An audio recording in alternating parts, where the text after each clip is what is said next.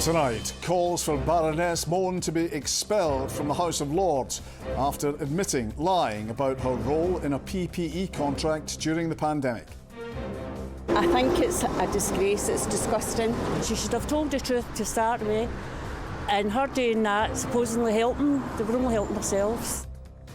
Also making the headlines, a warning of counterfeit cosmetics for shoppers looking for a bargain in the run-up to Christmas. In sport, after scoring the goal that won Rangers the League Cup, James Tavernier is targeting more silverware this season. And I'm here at B. Craig's Country Park as we brighten up your Monday evening and hopefully bring you a chat with Santa and Mrs. Claus themselves. I'm Kellyanne Woodland in Edinburgh. And I'm John Mackay in Glasgow. This is the STV News at 6.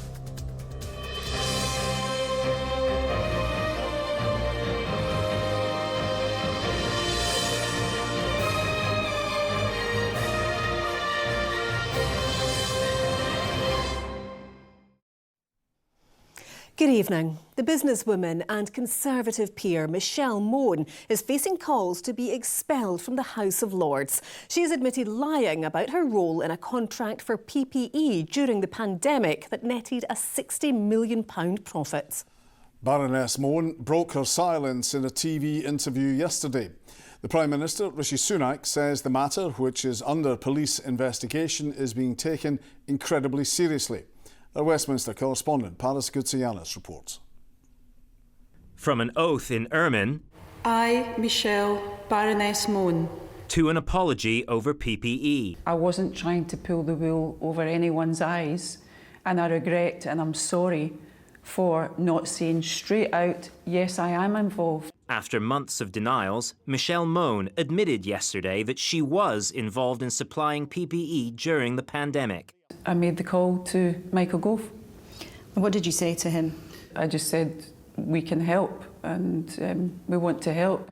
Baroness Mone used a VIP lane set up by the UK government, and a consortium led by her husband, Doug Barrowman, secured the contract worth £200 million.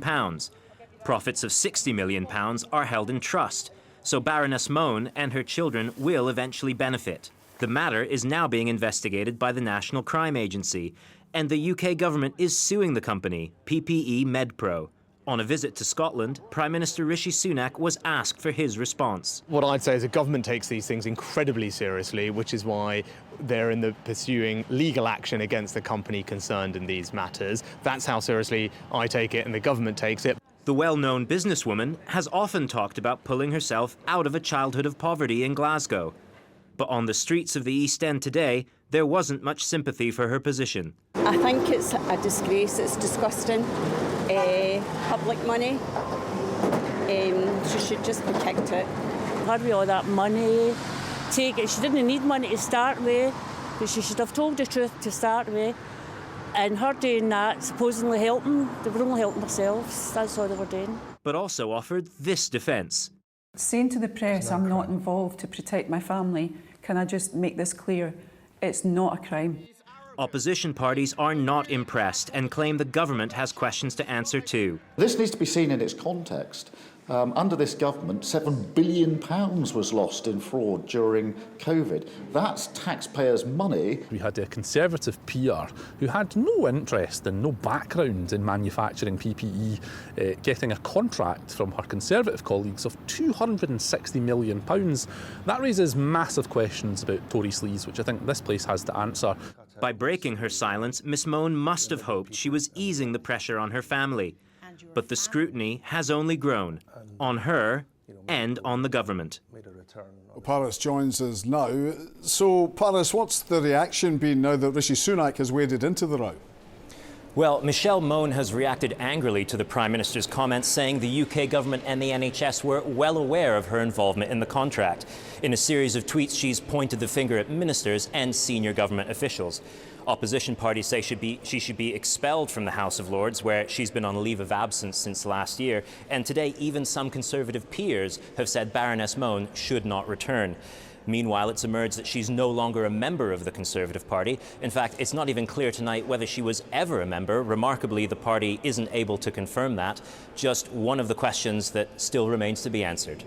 Paris at Westminster, thank you. The Scottish Government will publish its budget tomorrow and is expected to create a new band of income tax for people earning between £75,000 and £125,000 a year. On his visit to Scotland, the Prime Minister said the prospect of income tax rises is very disappointing. Deputy First Minister Shona Robinson said he had a cheek, claiming Rishi Sunak had focused on electioneering rather than public services. Well, our political editor, Colin Mackay, is at the Scottish Parliament. So, Colin, what can we expect tomorrow?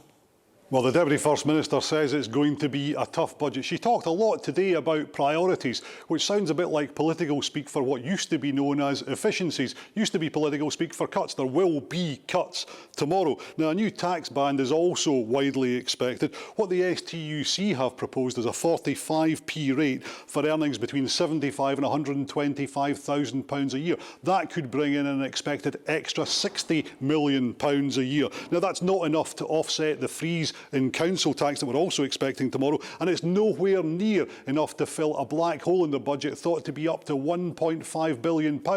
But it was enough to annoy the Prime Minister. I can tell you what we're doing in the UK is controlling spending and cutting people's taxes. And that's going to kick in for everyone in Scotland and across the UK, a reduction in the rate of national insurance from 12% to 10% from January. That will save a typical person in work around £450. It's a significant tax cut. So that's what the UK government is doing to help Scottish families with the cost of living. Well, I don't know what planet he's living on, given that we've just seen an autumn statement that completely deprioritises public spending. So, for example, we are getting next year 10.8 million for the entirety of the health service, which is about 5 hours of NHS capacity. So those are the facts, and Rishi Sunak, instead of trying to spin his way out of this budget, should be up front and admit that this is a budget that doesn't give money to public services. So, Colin, what are others calling for tomorrow then? Well, everybody's arguing for more for their sector because every sector has struggled under inflation. Council leaders are demanding full funding for the council tax freeze, and they're clearly concerned that when we're talking about cuts, that could hit council workers and local public services. Now, the income tax band change will be opposed by the Conservatives and by business groups. They want a cut to business rates too. But I think what you can expect tomorrow is one side talking about the biggest budget ever, the other side talking about the toughest budget ever. I suppose you pays your money, you takes your choice, and tomorrow we'll see how much you're going to have to pay and what choice you might get. All right, Colin, thanks very much for that. Well, we're staying with the budget and focusing on the lack of council and social housing schemes in Scotland. The First Minister is being warned his defining mission to tackle poverty is at risk after a dramatic drop in the number of social homes under construction. Housing groups are claiming £700 million is required to put the country back on track in building affordable homes, with spiralling building costs making it increasingly more difficult to achieve existing targets. Lewis Mickey reports. Michelle first joined the waiting list for a social home when her son Cameron was born. He's now 18 and she's still in the queue. She's Cameron's full-time carer. For me, it's major mental health toll. Because although I get my rent covered majority by universal credit, I'm still in the poverty line. So you're robbing Peter to pay Paul, and whenever the rents go up, you're losing off your benefit that you're meant to be living off of. My son, he's got Crohn's disease, so he's really taking everything bad. So none of the meds work for him, and he's in and out of hospital all the time. Just with the stress of actually being threatened with the eviction. But the council still can't do anything, even with the threat, to move us into a more stable accommodation. But I've got to obviously be on the ball and can't really afford to be ill because I've got to watch out for my laddie. And there's no other family support, so the neighbours, that's why I walk in this area, so they help with my son. Scottish Government statistics show a 41% decrease in work beginning on social home developments in the last year. The number completed this summer also dropped, and approvals for new build affordable homes declined too. Housing groups are urging the Scottish Government to address the concerns, saying £700 million is required to plug a gap created by inflation. Social housing is one of the best protectors against poverty because the rents are half that in the private rented sector. and you get a lot of support from your social landlord, who's a charity. Housing associations are charities, so they're not there to make a profit, to make money. They can charge affordable rents, and they can reinvest those rents back into the homes, into the maintenance of them, into supporting tenants to stay there. So it's a huge problem when we don't have enough of those homes to start with 250,000 people on waiting lists, and yet we're seeing less and less of them. It's concerning. As I said, if you look at the context, then that's something we need to try and turn around as much as we possibly can. So we're trying to be as flexible as we can. For example, around about the grants, we have town associations and local authorities. We've had to be flexible over the last number of months because the construction inflation has been around about 20%. All involved accept building social homes is key to tackling poverty in Scotland. But how efforts can be accelerated and when the impact of that might be felt by people like Michelle is another matter. Lewis Mickey, STV News. Other stories, and climate activists are launching legal action over the approval of the Rosebank oil field off Shetland. Consent was recently granted for the site, but the campaign group Uplift says the UK government failed to show how that aligned with its plans for net zero. Ministers have rejected this and say they'll contest any challenge. And Shetland has become the UK's first site for launching rockets vertically into space. The Civil Aviation Authority has granted the licence to Saxiford, which will send rockets from its launch pad in Unst next year. It's been hailed as a milestone for Scotland's rapidly growing space industry, which is worth millions to the economy. Our team have been working on the licence application for 2.5 years, flat out. And we've been working on the spaceport project for almost 6 years. So you're getting to the end. It's like climbing Everest. You're not quite sure whether you're going to get there. It's a huge relief, and it's a huge statement for me for the Scottish space industry. People are being warned against buying counterfeit cosmetics in the lead up to Christmas and Boxing Day sales. In the last year, more than 45,000 fake beauty products and perfumes were caught being illegally shipped into the UK. Many of the fake products contain substitute ingredients such as animal urine, arsenic and other harmful substances. Well, our reporter Amy Flett has been finding out more. We're going to try some different smells. Well, let's go for, they've just picked up jasmine, so let's... These women are getting a lesson on how to create their own luxury perfume. Alice runs the workshops to let people try out different scents and combinations. Smell of that. But she's also hoping to educate consumers on how to spot fakes. We talk about what to look for. What are you smelling? Have you tried it on your skin? Has it lasted? Is it just you get that amazing top note and then it's gone? Or are you looking for... there's the packaging looking right. Where are you buying it from? All these things are a really important part of our workshop because I think it helps people understand. A lot of people just don't know. They might just think, oh, that's a really good price. Great, I love this brand, I'll go for it. Between September 2022 and October this year, almost 11,600 litres of counterfeit cosmetics were seized by UK Border Force. That's around 45,600 items. But experts believe this is just a drop in the ocean compared to the reality of fakes coming into the country. We're really keen to try and raise awareness of festive fakes and appreciate that the cost of living means we're all looking for a bargain. But it's incredibly important to just be really sort of sensible and slightly sceptical about every very good bargain that you see, particularly online, because if it's too good a bargain, it probably isn't a genuine product. It's not just a case of being ripped off though. Cosmetic and beauty products are heavily regulated in the UK, and with knockoffs, there's a danger of not knowing what you're putting on your skin. You'll have really heavy metals, so things like lead, mercury. You can even have, quite scary things like arsenic could be in there. And then one of the other things is animal urine. The reactions that you could have can be very wide-reaching, and that can be something as basic as, redness, you come out in spots, you come out in rashes, to something that's a bit more insidious in terms of a long-term effect. While Christmas is fast approaching, you may want to think twice when doing any last-minute shopping. Amy Flett, STV News. Other stories in the West, and a fatal accident inquiry will go ahead in the new year into the deaths of 2 young people who took their own lives at Polmont Young Offenders Institution. 21-year-old Katie Allen and 16-year-old William Lindsay both died in 2018. A 17-year-old girl who died in a crash between a car and a van in South Ayrshire has been named by police. Joe Marshall from Newton Stewart died at the scene of the crash in the A714 between Shalloch Park Roundabout and Pinmore on Thursday morning. 4 other passengers, including a 3-year-old girl, were taken to a hospital. A cafe in Glasgow's south side is closed until further notice following a fire last night. Emergency services attended Hugs and Mugs in Portshaws Road at around 25 to midnight. The blaze within the premises was extinguished with no injuries reported. Police say inquiries are ongoing. Now, it's hard to miss if you pass through Charing Cross in Glasgow. The lopsided Victorian fountain is pretty much the city's mini version of the Leaning Tower of Pisa, but it could be set for a makeover. Glasgow City Council is looking to fix the Cameron Memorial Fountain. Adam Todd reports. An iconic landmark, the lopsided fountain at Charing Cross. Built in 1896, the Charles Cameron Memorial Fountain has been a fixture for well over a century. However, like many monuments in the area, it's fallen into disrepair.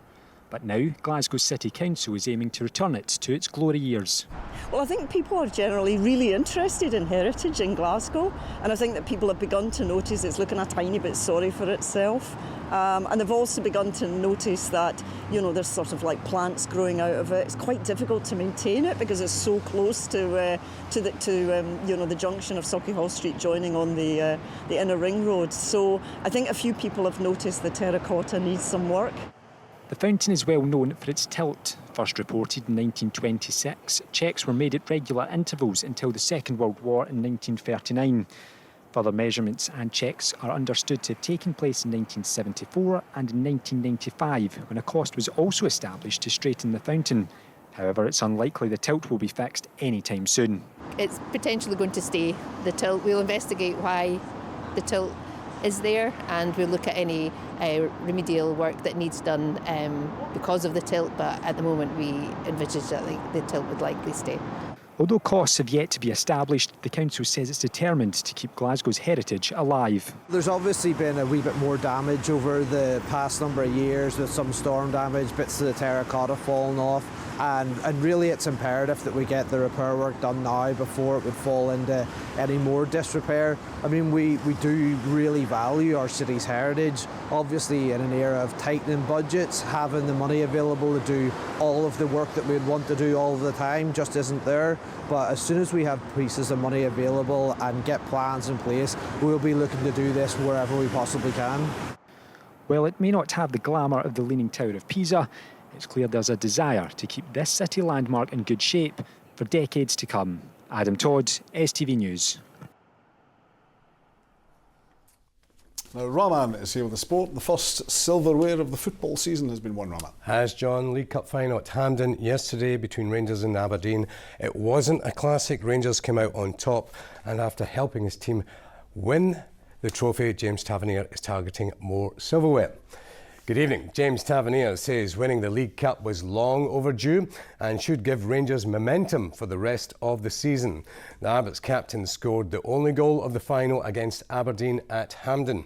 After the side won the first trophy of the season, Philippe Clement says the players should be hungry to achieve more success. Here's Jamie Borthwick. A moment 12 years in the making. Rangers hold the League Cup once more, and after a week of success at home and abroad, they're determined it won't be the only trophy they lift this season. Obviously long overdue, but yeah, delighted to get my hands on, or all of us to get our hands on the first silverware of the season. And that should give us real good momentum to build on this now. There's plenty of games to play, plenty of points to play for. We've just got to concentrate on ourselves and really just focus on knocking out the wins, and obviously it gets decided in May, so we'll do our part. We'll try obviously our hardest, and we'll see where it takes us. The Rangers captain netted the only goal of the final in the 75th minute. The momentum Rangers are building under manager Philippe Clement is already paying dividends, and the Belgian wants Sunday's Hampden glory to keep on inspiring his squad. I think if you feel this, it creates a certain hunger for more. That's my mentality, and that's always how I've been. And I see this more and more in the dressing room. Doesn't mean we're going to win all the games all season. That's not realistic, but we need to push to win all the games. Since arriving at Ibrox in October, Clement has presided over an unbeaten run domestically and in Europe. 11 wins and 3 draws have seen Rangers progress to the last 16 of the Europa League, close the gap at the top of the Premiership and win the first silverware of the season. He's building what everyone wants him to build, which is a team that want to fight and want to win as many trophies as possible. You know, I laughed down there and said, we're not going to be remembered for our songs, we're going to be remembered for what we win it by the time we've left. And, you know, I think, you know, I've been here just coming up to a year now, and that's one in the bank, and, you know, we've got loads more opportunities to come. After lifting the cup, Rangers look to continue their good form when St Johnstone visit Ibrox in the Scottish Premiership on Wednesday night. Jamie Borthwick, STV News. Cameron Carter-Vickers says it's understandable Celtic supporters showed their frustrations during their 2-0 defeat to Hearts. Meanwhile, Stephen Kingsley says the Gorgie side will take huge confidence from their first win at Celtic Park since 2009. Lawrence Shanklin put the visitors ahead in the 15th minute before Kingsley made it 2-0 with this free kick. Celtic fans booed their team at half-time and at the end of the game. Livingston boss David Martindale believes an expanded league could help make the top flight better viewing. Martindale, who watched his team miss a penalty in the goalless draw against Kilmarnock on Saturday, believes some Premiership teams are playing a low-risk game plan due to the pressure on managers. I think a bigger league would take a wee bit of pressure off managers down the bottom end of the table. I think we've got more than enough quality within Scottish football, if you look at the Championship, to have a bigger league. I think sometimes the games can become a wee bit mundane, 3-4 times a season, then maybe add in cup football into that. You're maybe playing each other 4 or 5 times a season. You know each other inside out. So does that help the product? I would hand in heart say I don't think it does. Rugby and Glasgow Warriors flanker Rory Darge says the upcoming derby matches against Edinburgh are massive and securing wins would give the team huge belief for the rest of the season. The Warriors host the capital side in the first leg of the 1872 Cup at Scotstoun on Friday night before the return fixture in Edinburgh next week. It's a massive league game. You know, it's not just Glasgow Edinburgh. There's 2 huge league games for the standings, going into obviously Europe after that, and then a bit of a break from club stuff. So massive in terms of the league and how it sets us up, and yeah, we're really looking to get as many points as we can out of these 2 games. And just got time to tell you, former Rangers manager Michael Beale has been appointed head coach of Sunderland, and Graham Jones has been named as the SFA's performance director. That, folks, is all your sport tonight. See you again tomorrow. All right, Raman, thank you very much. Well, it's time to see how the weather is looking now. Here's Philip. A spell of sea air will be followed by a strong chance of you have to try these.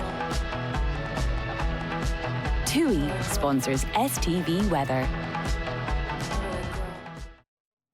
Hello and a very good evening to you. Well, at the moment we're seeing a band of squally rain working its way in from the northwest. It was quite heavy across the Northern Isles and the Western Isles, but as it moves southeastwards it is starting to decay, so we will only see some outbreaks of light rain and drizzle as that clears through. Behind it, some drier and clearer spells overnight. We do start to see 1 or 2 isolated showers just moving in from the west through the early hours of tomorrow morning, but overall it will be feeling chillier tonight, certainly compared to the mild nights we had over the weekend, lows of around 3 or 4 degrees Celsius. Now, looking ahead to tomorrow, our wind direction has changed to a northwesterly to westerly airflow. We're dragging in colder air. We are seeing quite a lot of showers. The heaviest showers are across the north and west, but 1 or 2 isolated showers just could make their way further eastwards.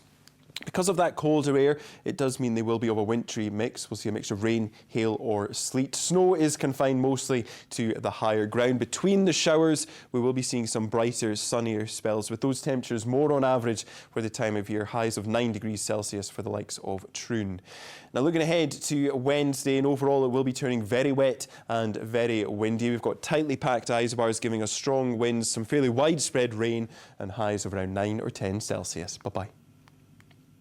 TUI sponsors STV Weather.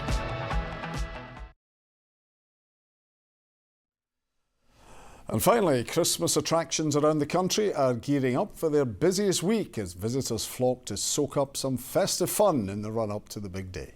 Beecraig's Country Park in Linlithgow has its own festive forest, light trail and even Santa and Mrs Claus on hand to deliver presents. Well, here's Laura Boyd to tell us more. Now, a week today will of course be Christmas Day, but all this week in the run-up to it, festivities and celebrations are happening across the country. And here at Beecraig's Country Park, they are certainly doing it in style with a whole host of activities to put everyone in the mood. But don't just take my word for it. I'm joined by two extra special people who know more about it than me. Ladies and gentlemen, it is, of course, Santa Claus and Mrs Claus. Now, you've taken time out your busy schedule to tell us all about what's going on here. So, Santa, what can people see at Beecraig's? What can people see? So there's the silent disco, and there's the Grinch, and there's Elsa and Olaf. We have our fabulous illumination trail with all the lights. Can you tell us, have the children of Scotland been good this year? Are they on the nice list? Very much so, very much so. They're Top of the list. And Mrs Claus, how do you keep him in check? Because he's got a big night ahead next week. He has. We've just got to fill him up with plenty of hot chocolate and biscuits to keep him going. And is it lovely to see everyone out enjoying this? Because it really is beautiful. Absolutely, absolutely. And so much appreciation for it, for sure. Absolutely, it's really good. Now, we know the children are on the nice list. What about the STV reporters? They're improving. Could do better. No, they're doing just fine. We've got a week to go. We'll get there. We'll get there. Well, listen, if you're coming down to Beecraig's or any attraction this week, please enjoy. Now, I think I did spot someone behind a tree. Was there a Grinch about? Thought it was John Mackay for a moment, but no, it's just the Grinch. Back to you in the studio. Oh, come on, that's unfair. You're full of the festive cheer, John. Yeah. Can't hide the smile off your face. She's confusing the green Grinch with the green tie. That was a confusion. That's it. Easily done, easily done. Good night. Good night.